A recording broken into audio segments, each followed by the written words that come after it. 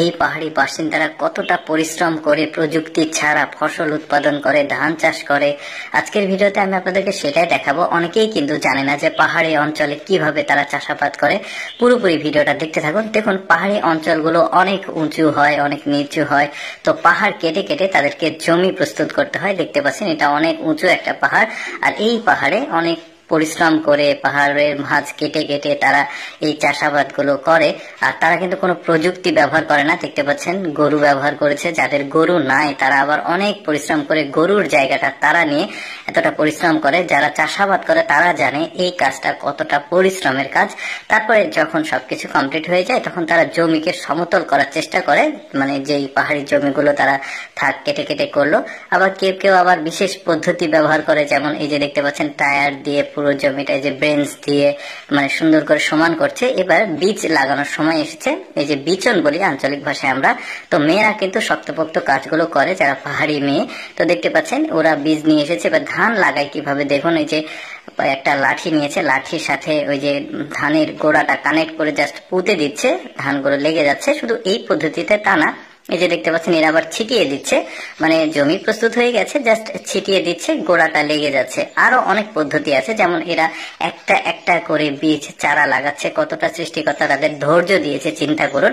এরপর যখন ধান কাটার সময় হয়, দেখুন ওরা ধানের শুধুমাত্র শীষ, যেটা মানে ধান গাছের আগা যেখানে ধান থাকে, ওইটা কেটে সুন্দরভাবে ফুলের তোড়ার মতো করে ওরা বাধাই করছে। এই যে দেখতে পাচ্ছেন এইভাবে তারা ধানগুলো কাটে। সবাই যে একই পদ্ধতিতে কাটে তা না, আরো অনেক আছে।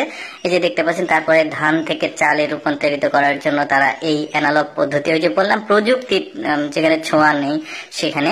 এই যে দেখতে পাচ্ছেন তারা কিন্তু ধানের পাশাপাশি আলু করে। এই যে দেখতে পাচ্ছেন তাদের পদ্ধতিগুলো একদমই আলাদা। তারপরে এখানে আদা দেখা যাচ্ছে। বিভিন্ন রকম উপায়ে বিভিন্ন রকম সবজির উৎপাদন করে তারা। এই যে দেখতে পাচ্ছেন কিছু কিছু পাহাড়ে আবার জমি মানে মাটির চাইতে পাথরের সংখ্যা বেশি, সেখানে পাথরের ফাঁকে ফাঁকে যতটুকু মাটি পায় সেখানে তারা ভুট্টা লাগায়। এই যে দেখতে পাচ্ছেন পরিচর্যা করছে, ভুট্টা লাগিয়েছে, গাছটা উঠেছে। এই যে দেখতে পাচ্ছেন পাথরের ফাঁকে ফাঁকে মাটি। তারপরে তাদের সার প্রয়োগ করার সিস্টেমটাও কিন্তু আলাদা। আমরা তো ছিটিয়ে করি, আর ওরা এইভাবে পাইপ দিয়ে। আবার তারা বুদ্ধি খাটিয়ে যখন ওই যে ভুট্টা হয়ে যায় তখন একটা পাইপ লাগায় পাহাড়ের উপরে। তো মানে কষ্টকর হয়, তো পাইপটা একদম ঘরের সাথে কানেক্ট থাকে। এখন উপর থেকে ভুট্টাগুলো পাইপের মধ্যে দিলে একদম ঘরের মধ্যে গিয়ে পড়ে।